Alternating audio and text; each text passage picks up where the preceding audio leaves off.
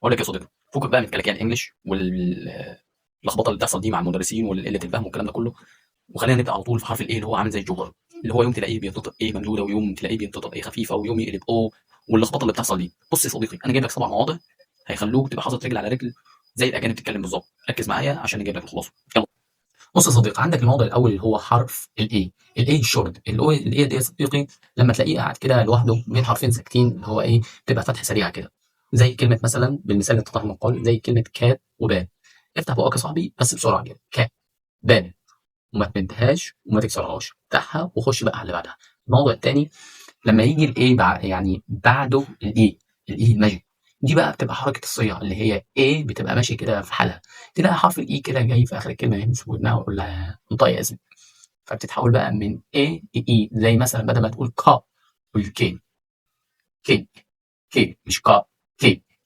الاي دي بتبقى صامته. الموضوع الثالث لما الاي يجي بعدها اي او واي، دول بيعملوا ده طبعا ايه، تحالف مع بعض، ما يفرقوش بعض خالص خالص. الاي لما يمسك في ايدها اي او واي بيعملوا صوت واحد اسمه اي، زي كلمه rain او day، انطقهم مع بعض بس حاول ايه، صوت طويل ومميز. تمام. A rain. الموضع الرابع لما ال A الموضع الرابع لما ال A يجي بعدها L.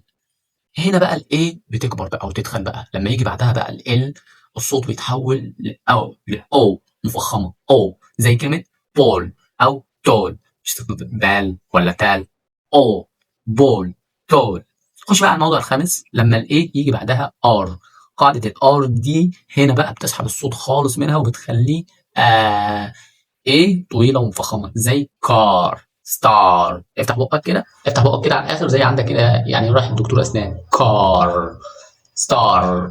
خش بقى بينا على الموضوع السادس لما الاي يجي بعدها دبليو. قاعده الاي بعدها الدبليو، الدبليو هنا بقى بتخلي الاي تقلب او صريحه، زي كلمه مثلا سو او لو. اوكي، مش ساو، سو لو. اوكي، بتدلع كده، بتدي مساحه عندك. اوكي، ادخل بينا بقى على الموضوع السابع اللي هو اخر موضوع معانا، لما تكون الايه في مقطع غير مشدد.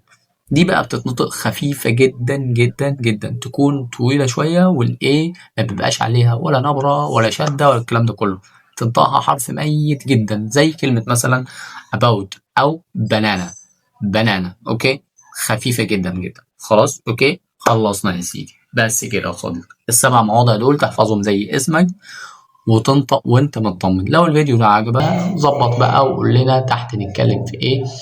مش عايز اسمع صوتك في الكومنتات، وريني شطارتك وقول لي بقى كلمة فيها حرف الايه محيراك. اوكي، سلام. ما تنساش تشترك في القناة وتعمل لنا بقى لايك او اي حاجة كده. سلام.